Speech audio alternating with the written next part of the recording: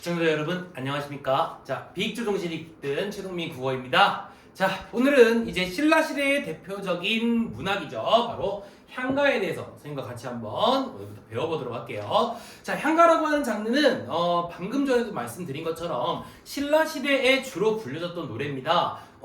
되게 재밌는 것은 사실 우리 고전문학이라고 하는 것은 조선시대로 오기까지는 사실 기록문학보다는 구비문학이 좀 많았었어요. 그런데 이 향가만큼은 구비문학이 아니라 기록문학이라는 겁니다. 자, 어떤 특징을 가지고 있기 때문에 이 향가가 기록문학의 특징을 가지고 있는지 선생님과 같이 한번 들여다보도록 할게요. 자, 우리 일단 향가의 전반적인 거 선생님이랑 같이 한번 판서를 통해서 같이 한번 볼게요. 자, 먼저 향가라고 하는 것이 무엇이냐라고 하는 것이 중요한데요. 향가는 자, 왜 이름이 향가냐라고 불려지면 바로 향찰로 표기된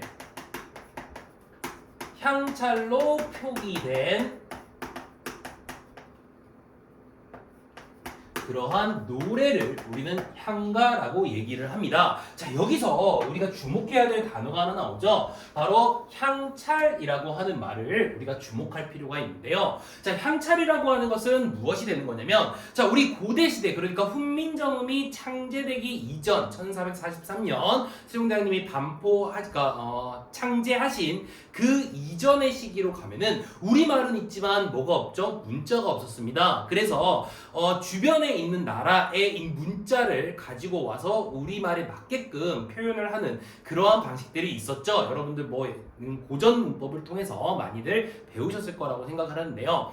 이 향찰이라고 하는 것은 그런 한자를 가져와서 한문으로 쓰는 것이 아니라 우리말에 맞게끔 변화시킨 거라고 생각하시면 돼요. 그러니까 쉽게 얘기를 하자면 향찰이라고 하는 것은 한자의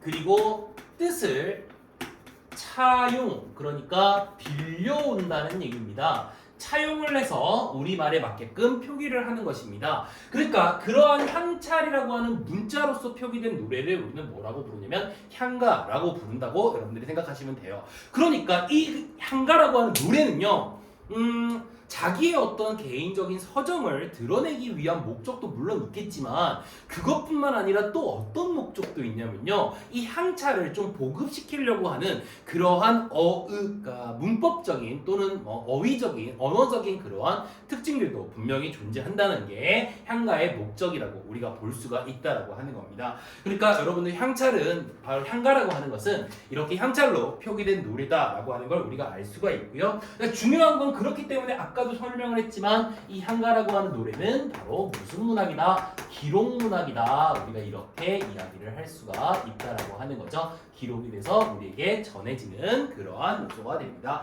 지금 현재 우리에게 전해지는 향가는요, 총 25수가 전해지거든요. 삼국사기라고 하는 삼국유사의 14수, 그 다음에 균요선이라는 데 11수 이렇게 전달이 되는데, 여러분들이 아마 많이들 보게 되는 작품들은 대표적인 게 뭐가 있냐면 이제 소동요라고 하는 작품, 제망매가라고 하는 작품, 창기파랑가, 모죽지랑가, 또는 이제 좀 재밌는 설화가 있는 처용과 같은 이러한 작품들이 있습니다. 선생님들도 아마 이 향가에 대해서 다양한 작품들을 같이 배워보면서 향가는 어떤 것인가? 라고 하는 거에 대해서 한번 배워볼게요. 자, 그 전에 우리 향가에 대한 특징을 몇 가지 좀 보는데, 처음에는 이제 형식적인 측면을 먼저 좀 들여다봅시다. 이게 왜 의미가 있냐면요, 향가라고 하는 거는 그 전에 고대 가요들은 선생님과 이제 같이 수업을 했을 때도 여러분들이 들었겠지만 고대 가요는 특별한 형식이 없어요.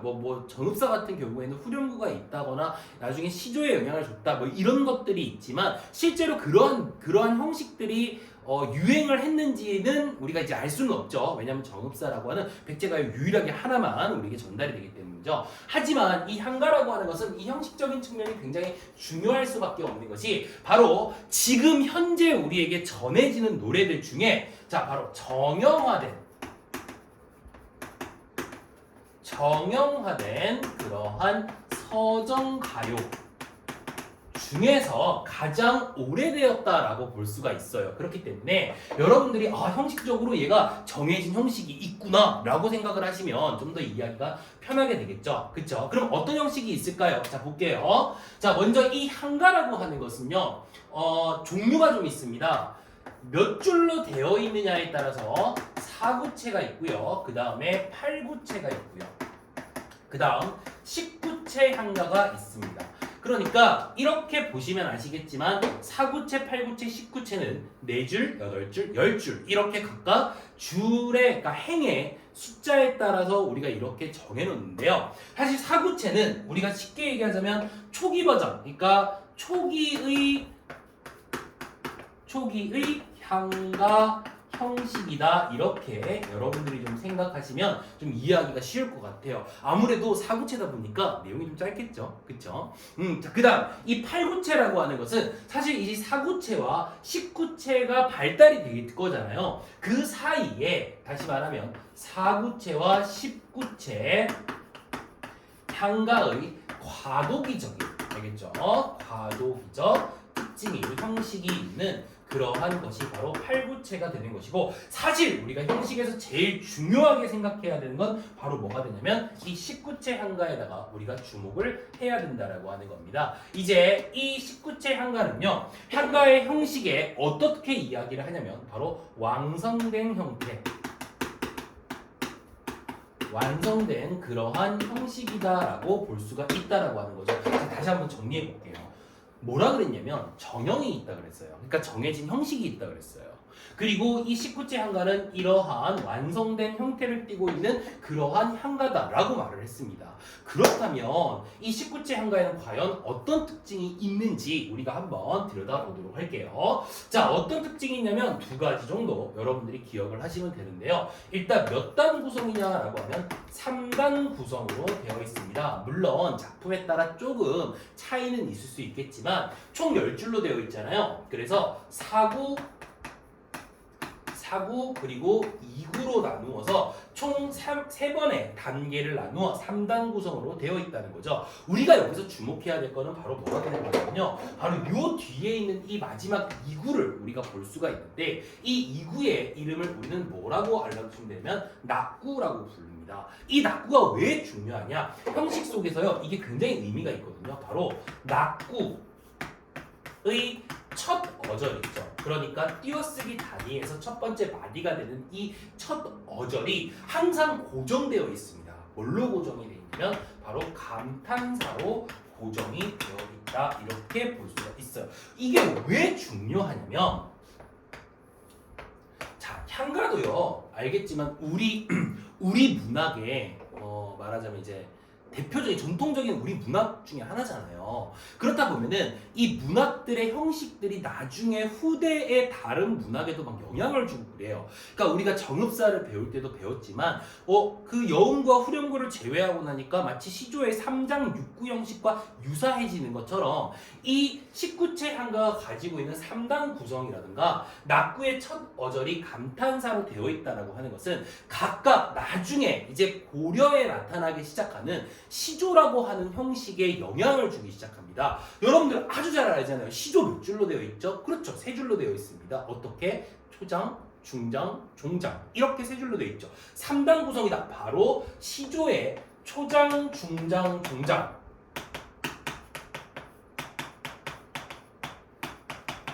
종장이라고 하는 형식에다가 영향을 주게 되는 거예요.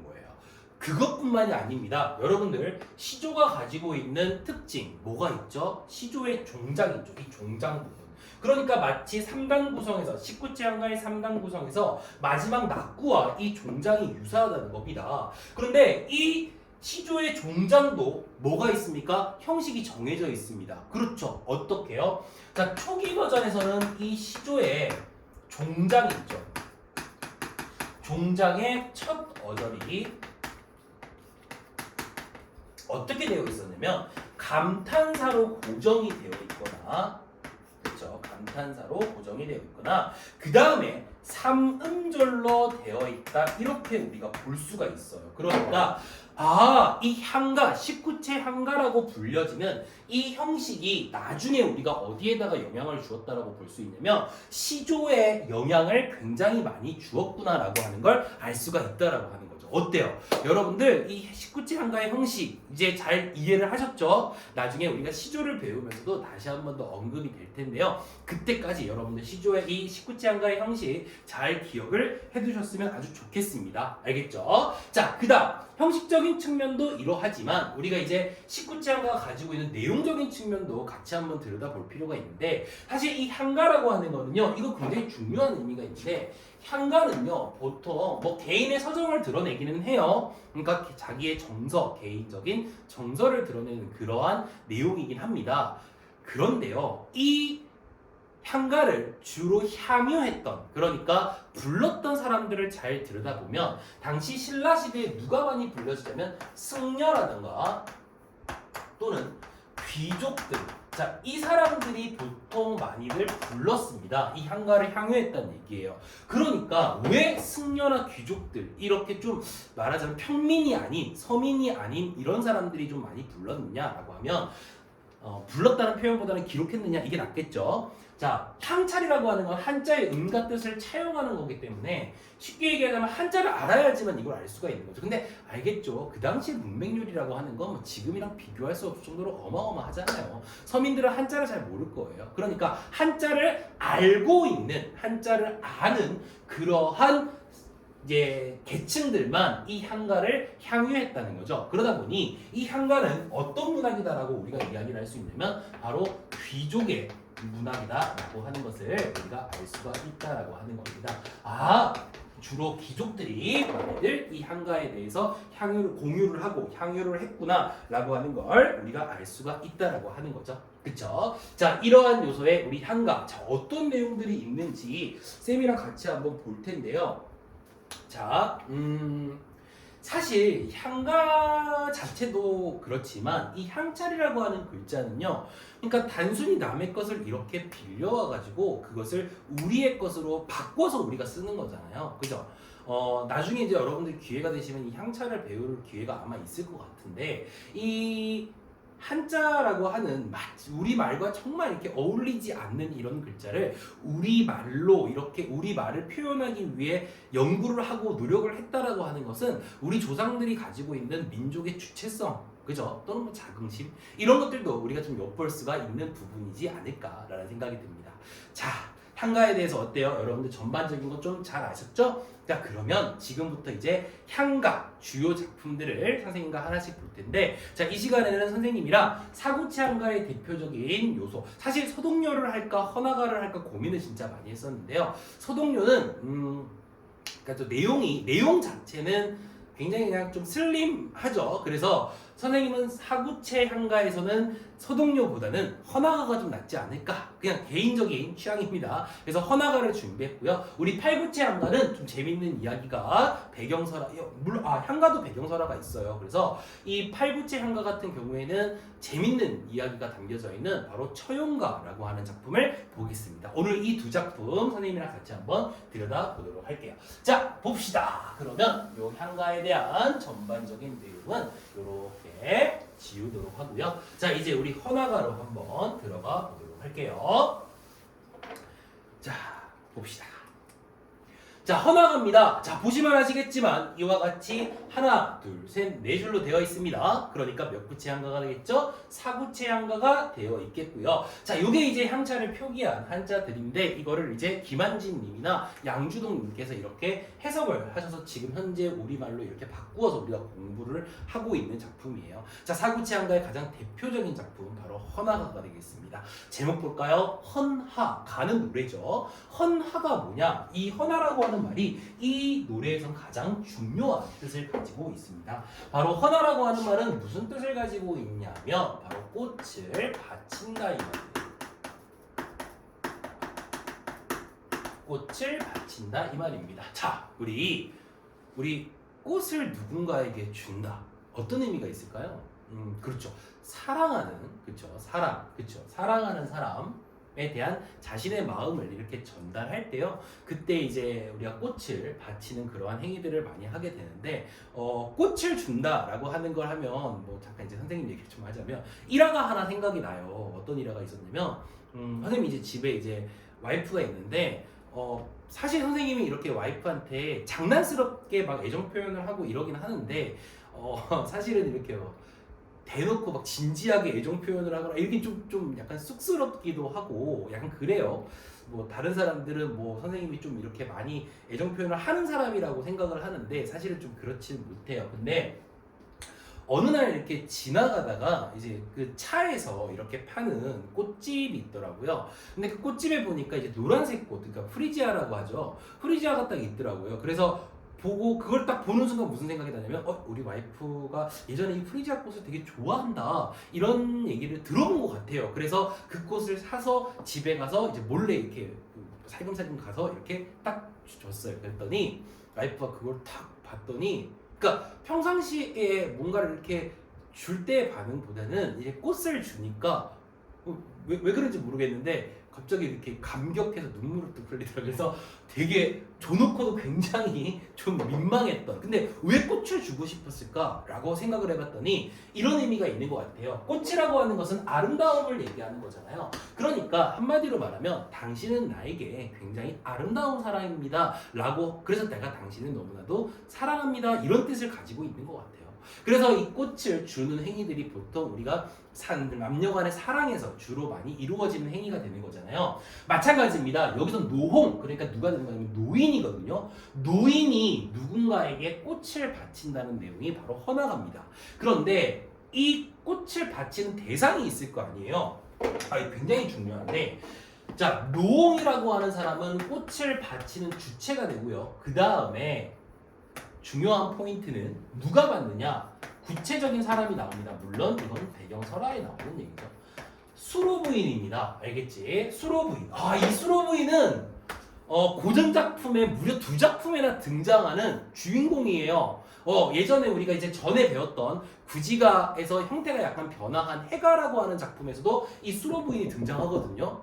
그리고 이 헌화가에서도 수로부인이 등장하잖아요. 근데 수로부인이 어떤 사람이었냐면 해가에서도 마찬가지고 헌화가에서도 마찬가지고 수로부인은 정말 당시의 미적 기준으로 봤을 때, 그러니까 우리 그렇잖아요. 옛날 사람들 사진이나 그림 이렇게 보면 사실은 예뻤냐? 이 사람 진짜 이쁘다고? 선생님 제일 충격받은 게 그 중국의 최고의 미녀 누구죠? 양귀비. 그 사람 보고 깜짝 놀랐어요. 왜냐하면 사진으로 봤는데 이렇게 좀 지금과 좀 다르게 좀 이렇게 많이 좀 통통하시더라고요. 그쵸? 그러니까 그런 것처럼 미적 기준 다르지만 당시의 이 수로 부인은 정말 아름다움의 아이콘, 뷰티풀의 아이콘이지 않았을까라는 생각이 듭니다. 그러니까 이 노홍이라고 하는 사람이 수로 부인을 보자마자 꽃을 바치고 싶다, 꽃을 바친다 이렇게 얘기를 할 정도로 수로 부인은 바로 아름다움의 상징, 아름다움이 된다라고 볼 수가 있다라고 하는 거죠.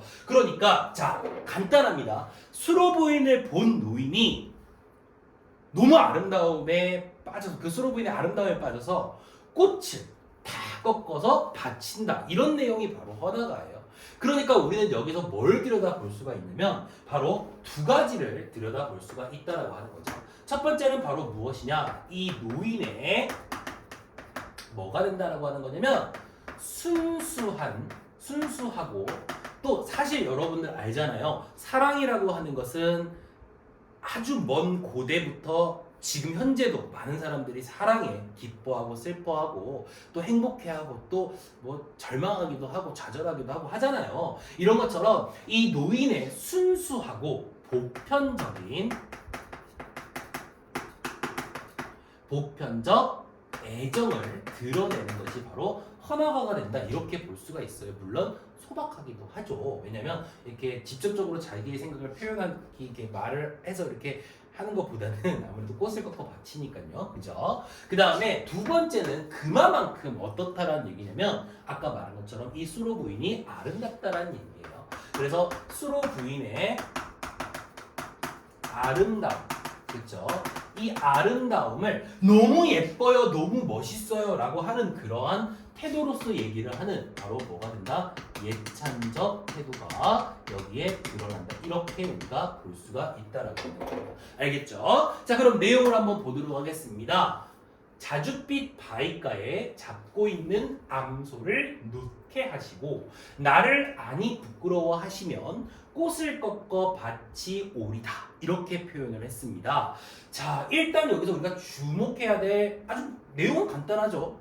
바위가에서 누구를 만났어요? 수로 부인을 만났어.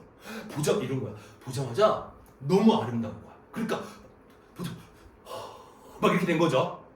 암소를 놓으시고 그러니까 목동이었을 거란 말이에요. 암소를 갖고 있는 거예요.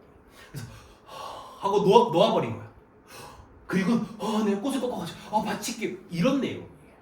그렇죠? 그러면 우리가 이제 상징적인 의미를 몇 가지 봐야 되는데 이 자줏빛 바위가가 의미하는 것은 바로 뭐가 되는 거냐면 이것은요 두 가지 정도의 의미가 있습니다. 자줏빛 바위가 일단 기본적으로 들여다보면은 얘는 뭐가 되는 거냐면 공간적 배경이 되는 거거든요. 공간적 배경이 되는데 여기에는 우리가 두 가지 의미를 가지고 접근을 할 필요가 있어요. 첫 번째는 바로 뭐냐면 그냥 단순하게 표면적으로 보면 여기서 누구 맞죠? 수로 부인 맞잖아요. 그러면 이 곳이 어떤 곳이 되느냐라고 이렇게 물었을 때 바로 수로 부인을 만나는 장면입니다. 만난 그러한 공간으로서 우리가 볼 수가 있다라고 하는 거죠. 자, 그런데요, 이 자줏빛 바위가를 또 어떻게 해석하시는 사람들이 있냐면은 이렇게 해석을 합니다. 바로 접근하기 쉽지 않은 곳이에요.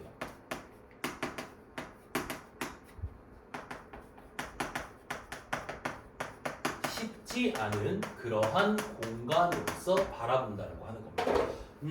이렇게 한번 생각을 해볼까요? 그러니까 접근하기 쉽지 않은 공간에 꽃을 꺾어 바칠 정도로 그만큼 수로 부인이 아름답다 또는 노인의 사랑이 굉장히 뛰어나다 이렇게 볼 수도 있겠지만 선생님은 개인적으로 접근하기 쉽지 않다. 사실 이 노웅은요 약간 신화적인 인물이긴 한데요. 그 배경설화를 보면은 그냥 표면적으로 보면 이 사람은 그냥 목동이에요. 그러니까 계급 알잖아요. 옛날에 신라에는 골품제가 있었기 때문에 계급 사회가 어마어마했단 말이에요. 그렇죠? 그러니까 이 노웅은 어떤 사람이냐? 그냥 평민이고요. 그렇지. 수로 부인은 아주 뛰어난 귀족이란 말이에요. 그러면 감히 쳐다도 보면 안 될 거란 말이에요. 그런데 사랑을 이야기한다. 그러니까 이 접근하기 쉽지 않은 공간이다라고 해석을 하는 것은 선생님 생각엔 이것도 있지 않을까라는 생각이 듭니다. 바로 뭐가 되냐면 신분의 차이예요. 신분의 장벽이라는 그러한 신분의 차이가 존재한다는 거죠. 절대 깰 수 없는 신분의 차이. 근데 얼마나 아름다우면 얼마나 사랑하면 이런 신분의 차이까지도 넘어서서 극복해서 꽃을 바치려고 하냐 이 말인 거죠. 그만큼 굉장히 의미를 강조하는 내용이 될 수 있다는 거고요. 그 다음 이 부분도 한번 볼까요? 잡고 있는 암소를 이번엔 암소를 놓게 한다 그랬어요. 사실 우리 암소는요 엄청난 재산입니다. 이거 없으면 큰일 나요. 특히 암소 같은 경우는 새끼를 낳아야 돼요. 그러니까 소를 계속 낳을 수 있는 그러한 자신의 재산이거든요. 그러니까 이거는 뭐가 되는 거냐면 노인의 바로 이렇게 해석합니다. 물질 이라고 해석을 해요. 그러니까 물질이라고 하는 해석 자체를 우리가 어떻게 볼 수 있냐면 이것이 있어야지만 노인이 살 수 있는 바로 생존 수단이죠. 생존 수단이죠. 이것보다 세상에 중요한 게 어디 있습니까? 그런데 이거를 어떻게 하게 만들어버렸다 이거죠. 이것을 놓아버렸다는 얘기예요. 놓게 해버렸다 이 말이에요. 그만큼 아름답다는 얘기죠. 그렇지. 그러니까 자기의 물질, 생존수단, 자기의 전부보다 누구가 더 좋다라고 하는 얘기를 하는 거냐면 바로 수로 부인이 더 좋다 이런 이야기를 지금 우리에게 전해주고 있는 거고요. 그 다음 나를 아니 부끄러워하신다면 내가 늙었고 내가 신분도 난데 내가 안 부끄럽다면 꽃을 꺾어 밭이 오리다 라고 하면서 자 어떤 태도를 취하고 있느냐 바로 사랑 표현을 굉장히 적극적으로 하는 적극적인 그러한 태도로서 수로 부인에게 사랑을 전달해주는 것이 바로 헌화가라고 하는 내용이 되겠습니다. 자 그래요. 우리 이 노인도요 신분의 차이가 있음에도 불구하고 자기의 모든 걸 버리고 수로 부인에게 사랑을 고백했습니다. 자 지금 누군가를 좋아하고 계신 분들 이분이 너무너무 그분이 너무너무 좋아서 이렇게 마음 졸이시는 분들은요, 여러분들 고백하세요. 왜 이렇게 망설이세요? 그냥 고백하세요. 이제 딱 당당하게 난 네가 너무 좋다라고 얘기를 해주세요. 그죠?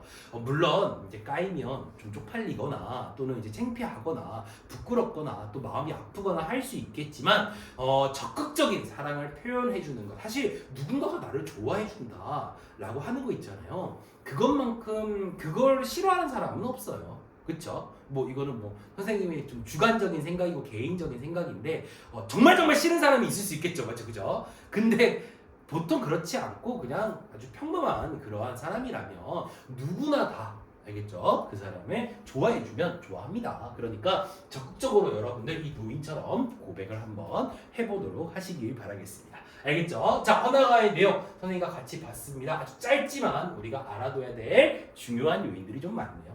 자, 이제 그 다음에 사구체 한가가 아닌 이번엔 팔구체 한가의 대표적인 작품으로 한번 가보도록 하겠습니다. 바로 여러분들 이제 이름은 한 번쯤 다 들어봤을 만한 작품인데요. 그렇죠. 바로 처용가라고 하는 작품입니다. 이 처용가라고 하는 작품은요, 처용이가 지었어요.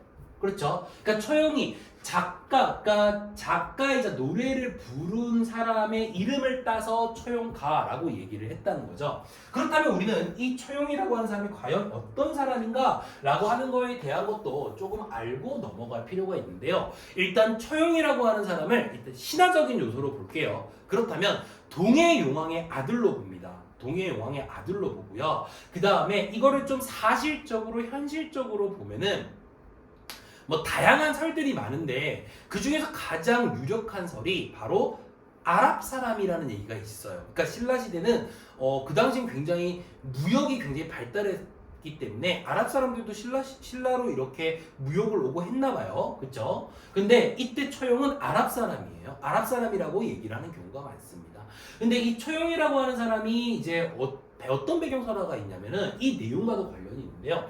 처용이 이제 결혼을 해서 신라에 살고 있었나 봐요. 근데 집에 딱 들어갔더니 아내가 바람을 피고 있었던 거예요. 잠자리를, 그러니까 방문을 딱 열어서 안방을 딱 보니까 다리가 2개만 있었는데 4개가 딱 있는 거예요. 그러니까 다른 사람과 바람을 피고 있는 거죠. 그래서 이 처용이 보통 이제 우리 선생님이 이제 수업 시간에 약간 우스갯소리로 많이 하는 얘기긴 한데, 보통 사람이라면 내가 남편이 들어가서 방문을 딱 열고, 뭐 남편이든 아내든 들어가서 딱 봤는데 다리가 4개야. 그러면 마지막에 이걸 빼앗긴 걸 어떠하리 이렇게 표현하지 않겠죠. 우리의 노래는 달라지겠죠. 그치? 아, 다리가 네히라, 둘은 내 것인데 둘은 누구의 것인가, 이제 다리가 없겠네, 뭐 이렇게 우리는 분노의 감정을 표현하겠죠. 근데 처용은 좀 달랐어요.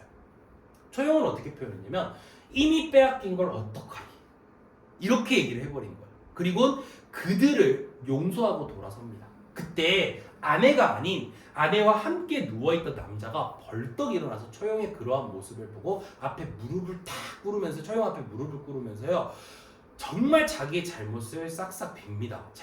당신의 그런 관용적 태도에, 이런 당신의 그런 용서에 감동했습니다. 그래서 저는 이제부터 당신의 얼굴이 있는 곳이면 절대로 가지 않겠습니다 라고 얘기를 했대요. 이 사람이 누구냐? 바로 역병을 몰고 다니던 역신이었던 겁니다. 그래서 신라의 풍속에서는요, 처용의 얼굴을 문 앞에다 붙여놓으면 역병, 뭐 지금의 말로 하면 천연두라고 얘기를 하대요. 천연두가 오지 않는다라는 그러한 내용이 담겨져 있어요. 그러니까 처용가는 표면적으로 보면 관용적인 태도를 보이는, 관용의 태도를 보이는 내용이겠지만, 사실은 이 배경설화와 함께 들여다봤을 때 처용가는 어떤 성격이 굉장히 강하냐 그러면 주술적인 성격이 굉장히 강하고요, 무속신앙적인 그러한 요소도 분명히 있을 수 있다라고 하는 걸 볼 수가 있습니다. 그리고 처용은 바로 관용의 아이콘, 용서를 해주는 용서의 아이콘이라고 하는 거를 여러분들이 잊으시면 안 됩니다. 알겠죠? 내용을 보도록 할게요. 자, 신라 밝은 달밤에, 자 했어요. 자, 미안합니다. 서울 밝은 달밤에 이렇게 했어요. 이때 서울이라고 하는 공간은 지금의 서울, 지금의 서울을 말하는 게 아니라 당시 신라의 수도인 서라벌을 얘기하겠죠. 이 서라벌이라고 하는 공간은 이 작품에 뭐가 된다라고 하는 거냐면 공간적 배경이 되겠죠. 그렇죠? 아니 뭐 어려운 거 아닙니다. 그렇죠. 그 다음에 달밤에 이렇게 표현을 했네요. 달밤이라고 하니까 이것은 뭐가 된다? 바로 시간적 표현이 된다. 이렇게 우리가 볼 수가 있습니다. 시간적 배경이 된다. 이렇게 볼 수가 있고요. 자, 밤늦도록 놀고 지내다가 이렇게 했습니다. 그러니까 밤늦게 이 사람도 그냥 그렇게 뭐 그죠? 안에 혼자 두고 혼자 밤늦게까지 놀면서 지내다가 이렇게 돼 있어요. 이때는 이제 우리 초용이가 어떤 성격을 가지고 있는 어떤 태도를 보이느냐? 노는 거 아주 좋아하는구나라고 약간 추측할 수 있겠죠. 그래서 이때는 약간 풍류적 태도가 드러납니다. 초용의 풍류적 태도가요. 태도가 드러납니다. 풍류는 바로 뭔가를 즐길 때 우리가 흔히 쓰는 말이 되겠죠. 들어와 잠자리를 보니 내가 자야 될 곳을 보니 다리가 네 히로다 이렇게 되어 있습니다. 다리가 네 개로다 이렇게 되어 있다라고 하는 거예요. 그러니까 이 말은 무슨 말이냐면 네 사람이 누워있고 네 사람이 아니라 두 사람이 누워있구나 이 말이죠. 그죠? 두 사람이 누워있구나 이거를 다리가 네 히구나 라고 표현을 했어요. 자 보세요. 사람의 신체 일부인 다리를 가지고 두 사람이 누워있다라고 하는 것을 표현을 했기 때문에 전체를 일부분으로 표현하는 그런 표현상의 특징이 나오죠. 바로 무슨 법이 되겠다라고 하면 여기서 대유법이 사용되고 있다라고 하는 겁니다. 대유법 잘 모르시는 분들이 있을까봐 미리 설명을 하면 대상의 전체를 일부분을 통해서 표현하는 걸 대유법이라고 얘기를 해요. 그러니까 두 사람을 다리 네 개로 표현을 했죠. 자, 그다음 볼게요. 둘은 내 것이지만 그렇죠. 이 내 것이라고 하는 것은 바로 뭐가 되는 것이냐? 내 아내의 것이지만 이 말이 되는 거예요. 둘은 누구의 것인고 이렇게 물어봅니다. 넌 누구냐? 뭐 이런 거겠죠. 자, 본디 내 것이다마는 내 아내이지만은 자, 이 표현이 이제 제일 중요합니다. 빼앗긴 것을 어찌하리요 이렇게 표현을 합니다. 그렇지. 그러니까 아까도 얘기를 했지만 우리가 뭐 화가 나야 되잖아요. 근데 아니 빼앗긴 걸 어쩔 수 없지. 뭐 여러 가지로 해석이 되긴 해요. 그러니까 뭐 일단 용서라고 해석을 할 수도 있고요. 가장 많이 하는 해석이죠. 그리고 에이 어떡하냐 어쩔 수 없다라고 하는 거고도 있을 수가 있고요. 그 다음에 빼앗긴 거 어떻게 이렇게 하는 분노 표현이라고도 해석을 하긴 하는데 사실은 이제 처형과에서는 제일 중요한 게 바로 관용이라고 하는 거죠. 관용적이고요. 그 다음에 체념적인 그러한 태도를 보인다라고 하는 겁니다. 그러니까 바로 이 처형이라고 하는 사람은 용서의 아이콘이 된다. 이렇게 우리가 볼 수가 있다라고 하는 것이죠. 자기의 아내를 데려간 이 역신, 그러니까 이때 누구라고 하는 사람 있죠? 이 사람이 바로 역신이 되는데요. 외간 남자 또는 이제 역신이 되는데 이 역신을 용서하는, 그러니까 가장 이런 거예요. 가장 사람이 제일 용서하기 힘든 순간에 용서함을 보여주니까 바로 어떤 태도를 보인다? 관용적인 태도를 보인다라고 하는 걸 볼 수가 있고요. 그리고 사실은 이제 모든 종교에서, 그러니까 모든 종교라고 얘기를 하면 좀 그렇지만 우리 기독교가를 믿는 사람들에서 보면 이런 말이 있잖아요. 원수를 사랑하는 십계명에 원수를 사랑하라는 말도 있고 우리 불교에서도 그렇잖아요. 모든 것을 다 내려놓고 욕심을 내려놓고 모든 것에 다 편안한 무과 같은 마음이 만들어진다라고 하는 건데 그 당시 신라는 여러분 잘 아시겠지만 국가에서 불교가 권장되는, 그러니까 불교의 나라잖아요. 그러다 보니까 이 관용적인 태도, 처용의 이러한 태도가 바로 불교적 정신이 담겨져 있다. 이렇게들 많이들 이야기를 합니다. 그렇지. 이런 것도 여러분들이 같이 좀 알아두시면 아마 여러분들이 문학을 공부하는데, 처용과를 공부하는데 많은 도움이 될 것이라고 생각을 합니다. 뭐 여기까지가 사구체 한가인 헌화가와 그다음 팔구체 한가인 처용가의 내용이었습니다. 어때요?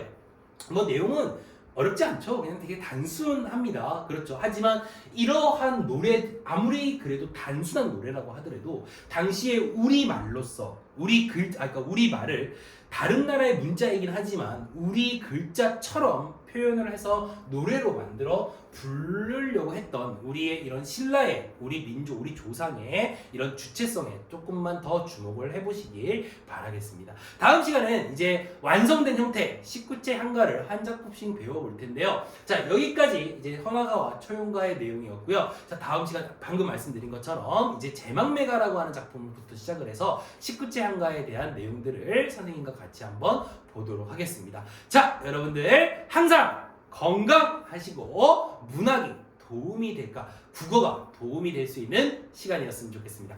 감사합니다.